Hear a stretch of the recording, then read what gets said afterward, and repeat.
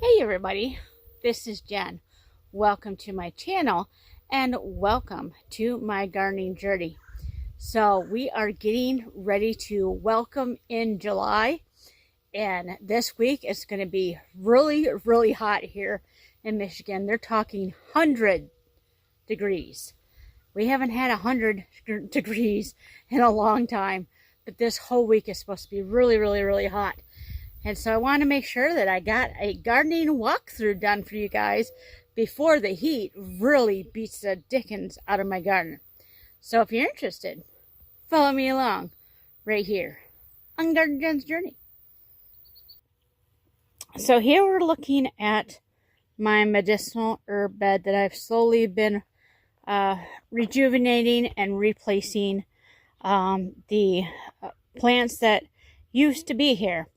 So I got a new hosta in here, just got this salvia in here, which is a type of sage, but it's ornamental, not really edible. Got some comfrey, the milkweed's coming up, which is great for the monarch butterflies. My yarrow's doing good. I've got grassy goldenrod in there. I got gaillardia going on here. Once it gets big enough, I will put it in the ground, but it's still too little to put in the ground, so that's why it's in pots. Lemon balm, I was blessed to get some more lemon balm since mine never came back. I got a couple coneflowers. I just bought another one yesterday. I've got some bronze fennel. You can't really see it because it's bronze, and it blends in with the wood chips, and it's still kind of small. Marshmallow that planted itself here. We got some Russian sage. This is brand new to the gardens. That's why it's so little, because this is the first year. So I suspect by the end of autumn, it'll be a nice size. Here's some more bronze fennel. So you can kind of see what it looks like there. More gaillardia, more yarrow. And then another coneflower I bought. This one's a pink kind. And of course, my winter savory. You can see how big it has gotten since we put it in here earlier this year. My container beds. Then we're going to pan over to this area we've been working on this year. I've got a lot of weeds in here. I have not had time to get to this bed. But we'll get it weeded eventually. But what's in here is sweet potatoes, a bunch of borage. That's what the bigger weeds are. And then I've got raspberries, some more comfrey. So, yeah, all the markers are where sweet potatoes are planted, so we know where to water as the vines start to spread out. So, I just planted some more beans and things like that, so we got them covered with some grass mulch, chamomile, coxcomb, and onions are there. My 3 green stalk towers. This is the one that I just got and planted. I'll link the video above of what we did with this. And then there's also a story about that too that's in the video. This is the first green stalk I got. So you can see the plants are doing wonderful in it. This is the second one that I got. So the plants are just starting to really take off. And then these container beds here, doing really good. Just a quick look at my peach orchard. The trees are doing really well. So I call this my comfrey herb bed because I have a lot of comfrey plants in here. And we also have some marshmallow. I have some catnip in here. We got some mullein in here. And of course, lots of weeds. It's another bed that obviously I need to take care of, but I've been spending more time out in the garden over here, which I'll show you in just a minute, because we've been doing a lot of weeding, a lot of planting, and some other stuff. So let's go over there.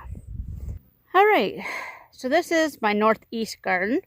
We also have the northwest garden, which is just on the other side of this tractor path, and I'll show you that in a minute.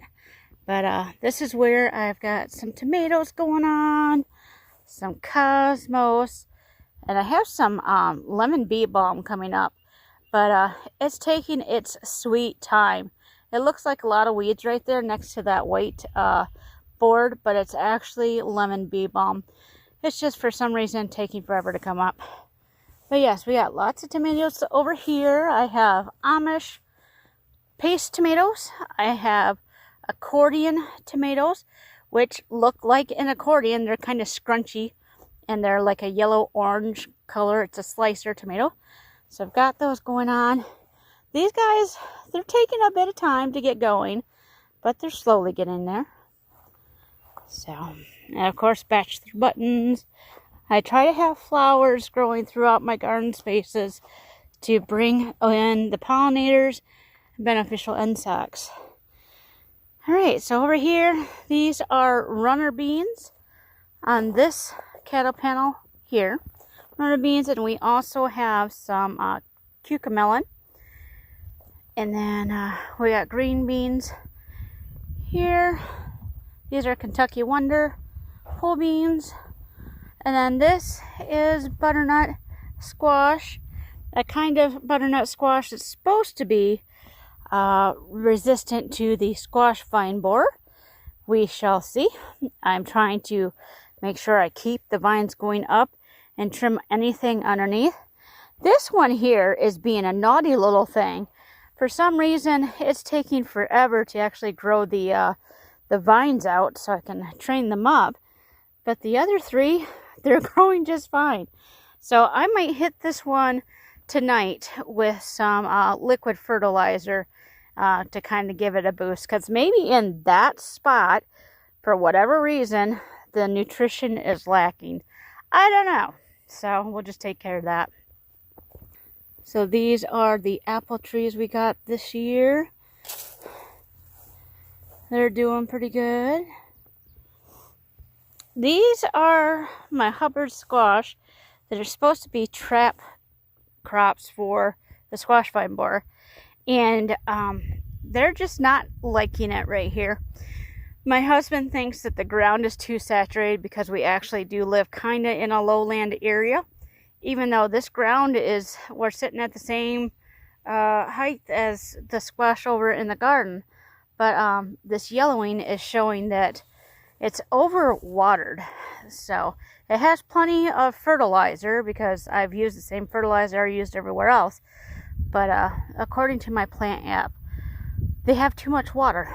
So we shall see if they even survive. Alright, so this is my northwest garden. This is where my first tomatoes are planted. That's why they're a bit bigger. These are all Amish paste here with the bachelor buttons. And I've got some borage that came up on its own. It's marked so I don't accidentally destroy it when I'm weeding. So, and then here, these are my Martino tomatoes. The only ones that made it out of the 60 that I started this spring. And I'll link that that video as well if you want to see that about these guys. I'll probably never grow these again just because out of 60 plants, this is what I have left. Not very resistant to disease at all. But we'll see how they do prolific wise and taste wise. You know, we'll see. Alright, some more cosmos, some more cucamelons, and then this is my row of peas, and at the very end we have bush beans. So let me see if I can find you a flower. I saw one yesterday and I was so excited. So let me see if I can find you a flower. Right here. Here is a flower. Isn't she gorgeous? So, yep, this is a pea. These are King Tut purple peas. So, when they produce, I will show you the beautiful purple pea pods that they make. Wonderful little guys. I absolutely love them.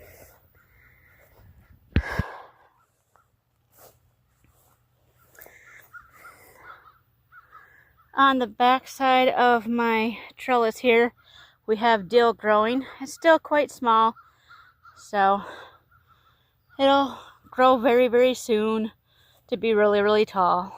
But it is what it is. This is my potato patch. Doing pretty good.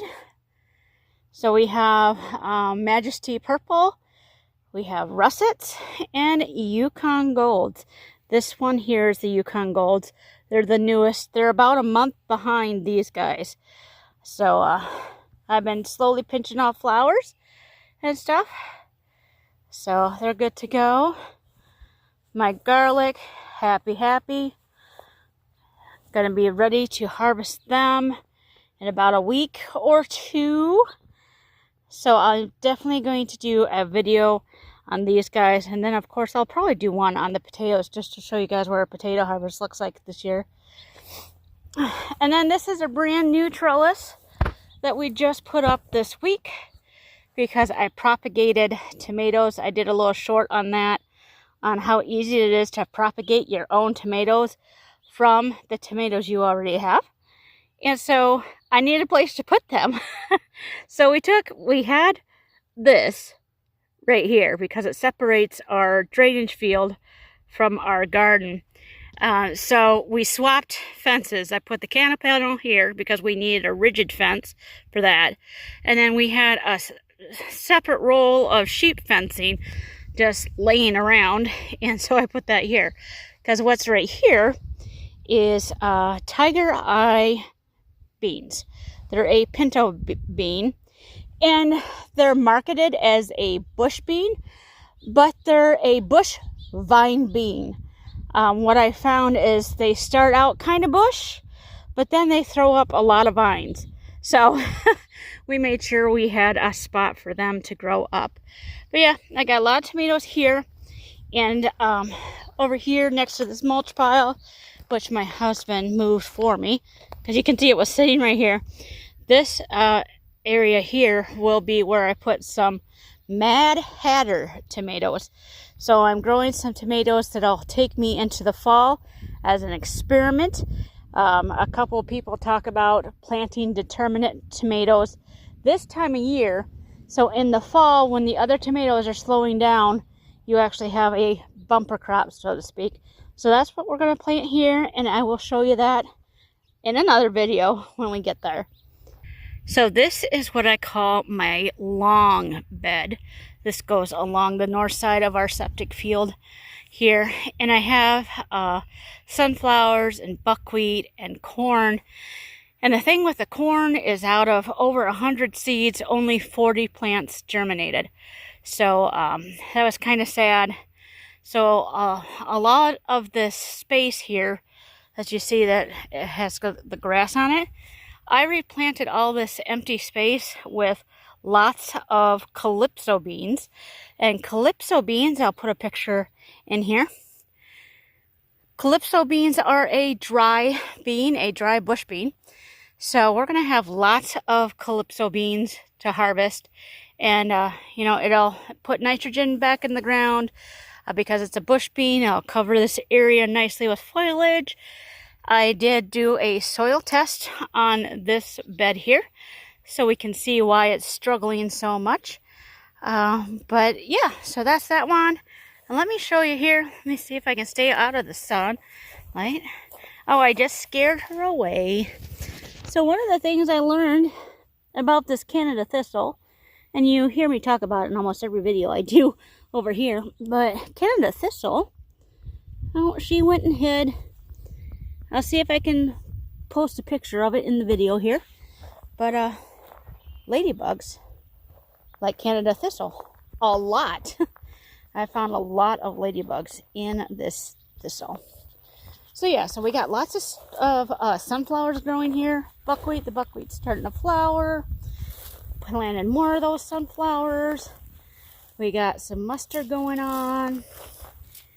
And then in this spot I have rainbow chard. It's just starting to sprout, but it's not looking too hot, so I might hit this with some liquid fertilizer.